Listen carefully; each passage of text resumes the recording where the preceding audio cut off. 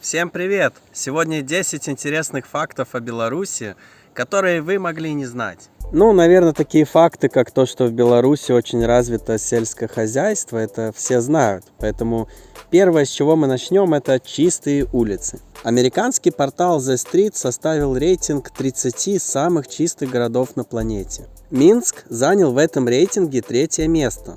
Но некоторые эксперты считают Минск едва ли не самым чистым городом в мире. Старательные работники заботятся о многочисленных парках города и содержат улицы в чистоте, что и придает столице такой статус. Ты туда не ходи, ты сюда ходи, а то снег башка попадет, совсем мертвый будешь. Второе место у нас это то, что Беларусь, кроме производства грузовых автомобилей, выпускает совместно с Китаем и легковые автомобили, которые называются цзили. Но сами китайцы вовсе не обижаются на более привычное джили, как их называют сами белорусы. На 2014 год 50% акций принадлежало компании БелАЗ, 32% китайцам и остальное также белорусской компании Союз Автотехнологий.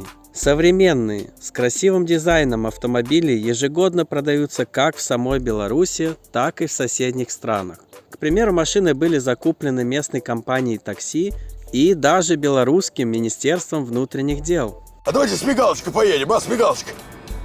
Мигалочки — это только крайний случай. Факт третий – это низкие цены. Мало кто знает, что проезд в общественном транспорте, если перевести на евро, стоит всего лишь 25 центов, а поход в кино примерно 3 евро. И это не единственные низкие цены. Квартплата от 20 до 30 евро, недорогое продовольствие и многие другие привилегии, о которых, возможно, даже и не догадываются сами белорусы. Налетай, торопись, покупай, живопись. 4-е место у нас занимают заводы и предприятия, которые пережили 90-е годы и до сих пор работают. Правда, существует мнение некоторых экспертов, что они уже не те, что были раньше, но этого мы проверить не можем. Зато однозначно можно сказать, что каждый 3-й карьерный самосвал в мире выпускается в Беларуси, и он на 2013 год являлся самым большим в мире. Ну, конечно, все предприятия, пережившие 90-е, перечислять будет долго и неинтересно, но среди них можно упомянуть всем известные грузовики МАЗ и Оршинский льнокомбинат, который пережил даже Вторую мировую войну. 5-е – это то, что еще в начале прошлого века в Беларуси было 4 государственных языка – белорусский, идиш, русский и польский. Но это длилось всего лишь 16 лет, с 1920 до 1936.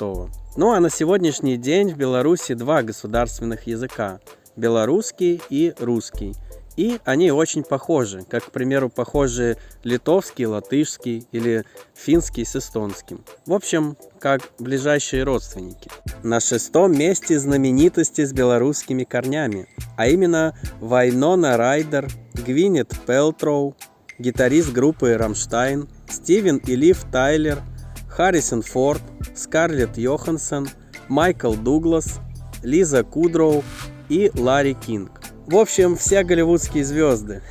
Но это, конечно, шутка, но их на самом деле очень много. Получается, что в Беларуси очень много талантливых людей, и мы их часто видим по телевизору. How are you? What is your name?